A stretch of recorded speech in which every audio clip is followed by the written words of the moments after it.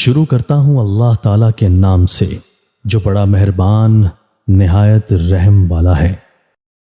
حضرت ابو بکرہ نافع بن حارث رضی اللہ تعالیٰ عنہ کہتے ہیں کہ رسول اللہ صلی اللہ علیہ وآلہ وسلم نے فرمایا کہ میں تم لوگوں کو سب سے بڑے کبیرہ گناہ کے بارے میں نہ بتاؤں؟ صحابہ نے کہا اللہ کے رسول کیوں نہیں؟ آپ نے فرمایا اللہ کے ساتھ شرک کرنا اور ماں باپ کی نافرمانی کرنا۔ راوی کہتے ہیں آپ اٹھ بیٹھے حالانکہ آپ ٹیک لگائے ہوئے تھے، پھر فرمایا اور جھوٹی گواہی دینا یا جھوٹی بات کہنا۔ رسول اللہ صلی اللہ علیہ وآلہ وسلم بار بار اسے دہراتے رہے، یہاں تک کہ ہم نے کہا کاش آپ خاموش ہو جاتے۔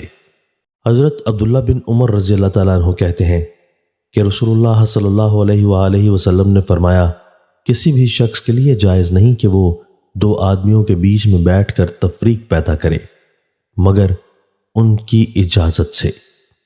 وضاحت: معلوم ہوا کہ بیٹھے ہوئے دو آدمیوں کے درمیان بغیر اجازت کسی کا بیٹھنا صحیح نہیں۔